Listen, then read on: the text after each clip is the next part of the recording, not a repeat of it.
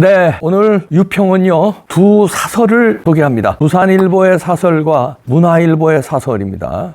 같은 주제니까요. 부산일보 사설은요, 신용만 하는 국힘 혁신, 총선 민심 두렵지 않나. 이런 제목인데, 부제목을 보니까 인유한호 혁신이 42일 만에 조기 종료, 당 지도부에 대한 국민적 불신 높아져. 이런 내용입니다. 일단 그대로 읽어드립니다. 국민의힘 혁신위원회가 7일 활동 종료를 선언했다. 출범 42일 만이고 예정했던 활동 종료일인 24일보다 보름가량 빠른 선언이었다. 출발은 화려했다. 김기현 국민의힘 대표는 혁신위에 전권을 주겠다고 공언했고, 그에 힘입어 인유한 위원장은 와이프와 아이 빼고 다 바꿔야 한다며 강도 높은 혁신을 예고했다. 하지만 현실 정치의 벽을 넘지 못하고 결국 실패로 끝났다. 무엇보다 혁신위가 가장 공을 들였던 국민의힘 내 주류 세력의 희생은 당사자들로부터 철저히 무시당했다. 인 위원장은 이날 우리는 50% 성공했다고 자평했지만 국민의힘이 지금껏 보인 행태에 대한 국민의 시선은 싸늘하기만 하다. 42일 동안의 활동 기간에 혁신위가 거둔 성과는 1호 혁신안으로 제기한 이준석 전 국민의힘 대표와 홍준표 대구시장에 대한 징계 해제뿐이다. 그 외에도 여러 혁신안을 내놓았지만 국민의힘 지도부는 수용하지 않았다. 특히 김 대표를 비롯한 당 지도부와 친윤계 인사 중진들은 혁신위가 자신들에게 총선 불출마 또는 험지 출마를 요구하자 드러내놓고 반발하는 모습을 보였다. 다급해진 인 위원장은 윤석열 대통령이 소신껏 하라고 했다며 자신을 공천관리위원장으로 추천해달라고 요구했으나 김 대표는 단칼에 거절했다. 요컨대 인유한호 혁신위는 당 주류의 무시와 반발로 인해 조기에 해체된 것이다. 이는 어느 정도 예견됐던 일이다. 국민의힘이 지난 10월 서울 강서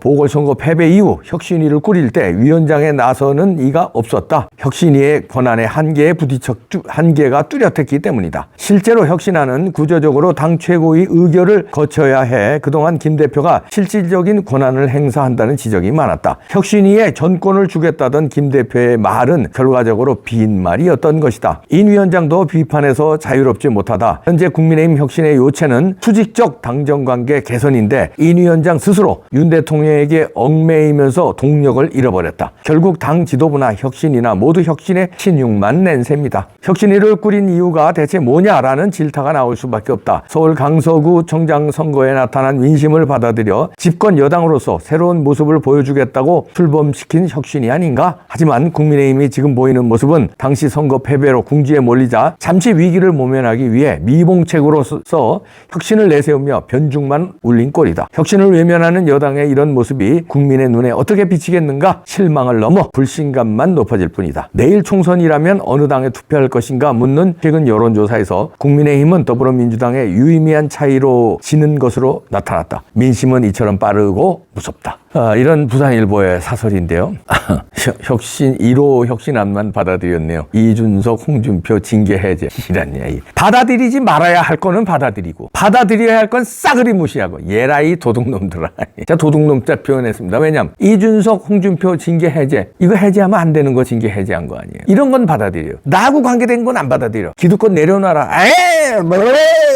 에이고. 자, 문화일보 사설 읽습니다. 혁신 걷어찬 김기현 여당과 조기 비대위 불가피성. 그대로 읽어드립니다. 서울 강서구청장 선거 참패 뒤 발족한 국힘 혁신위가 42일 만에 활동을 2주 앞당겨 7일 종료했다. 혹시나 하는 기대는 역시나로 끝났다. 인유한 위원장은 50% 성공했고 나머지 50%는 당에 맡긴다고 했다. 김기현 대표를 향해 정치가 얼마나 험난하고 어려운지 알아볼 수 있는 기회를 줘 많이 배우고 나간다는 뼈있는 말에서 보듯 애초 현 지도부는 혁신의 의지가 없었다. 아내와 자식 빼고 다 바꿔야 한다는 첫 일성으로 활동을 시작한 인 위원장은 당 지도부와 중진 그리고 윤핵관을 향해 험지 출마나 불출마 등 희생을 요구할 때만 해도 국민의 지지를 보냈다. 그러나 친윤 장제원 의원은 버스 94대를 동원해 알량한 정치 인생 연장하며 서울에 안 간다고 사실상 혁신위를 조롱했다. 김 대표도 지역구인 울산에서 의정보고를 열어 윤석열 대통령과 수시로 만난다며 윤심으로 방어막을 쳤다. 이들이 솔선수범하면서 다른 의원들에게 호소해도 효과를 예측하기 힘든데 이런 식으로 나부터 살겠다고 나서면 현 지도체제로 인적 혁신은 불가능하다. 오죽하면 인 위원장은 공천관리위원장으로 나를 추천해달라고 했겠는가. 이런데도 김 대표는 자리 욕심이라고 역공했다. 전권을 주겠다던 약속도 빈말이 됐다. 혁신이 해체선언 당일 최고위원회에서 최고위원들은 이재명 대표 비난의 열을 올렸을 뿐 혁신 당위성을 거론하지는 않았다. 인 위원장 효과로 한때 반짝했던 당 지지율과 윤 대통령 지지율은 계속 밑바닥이다. 당 자체 분석 결과로도 서울 40구석 가운데 우세 지역은 6곳 정도로 파악됐다고 한다. 4년 전 총선 때보다 상황이 더 안 좋아졌다. 부산 민심도 엑스포 유치 실패로 흔들리는 조짐이 보인다. 김 대표 측은 언젠가 다 결단할 것이라는 식으로 흘리면서 뒤에서는 김 대표 체제를 더 강고히 한다. 나중에 혁신하겠다는 말은 혁신하지 않겠다는 의미다. 한시바삐 물러나는 게 윤 정권을 위하는 길이다. 한동훈 원희룡 장관 투입이나 비대위 발족으로 상황이 나을 것이란 보장은 없다. 그러나 이대로 가면 필패라는 사실은 분명하다. 이렇게 문화일보의 사설입니다. 김기현은 이제 물러나야 된다. 이런 요지죠. 그러니까 김기현 당대표나 이인유한 혁신위원은 둘 다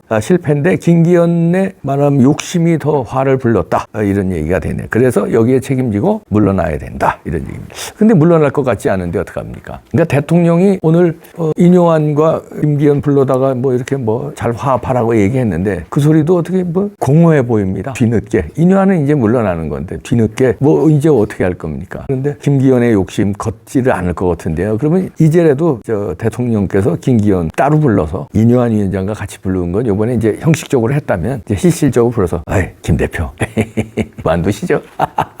비대오로 갑시다. 깔끔하게. 지금 제가 지지율 바닥치고 욕하는 거 보세요. 지금 댓글들 읽어보시죠. 저는 다 읽어보는데요. 김 대표는 어떻게 눈 가리고 사시나 봐요. 어떻게 같이 망할까요? 어떡할래요? 혼자만 금배지 달면 됩니까? 그만두세요. 이제 깔끔하게 이렇게 끝내세요. 아유, 시간 끌지 마세요. 머리 아픕니다.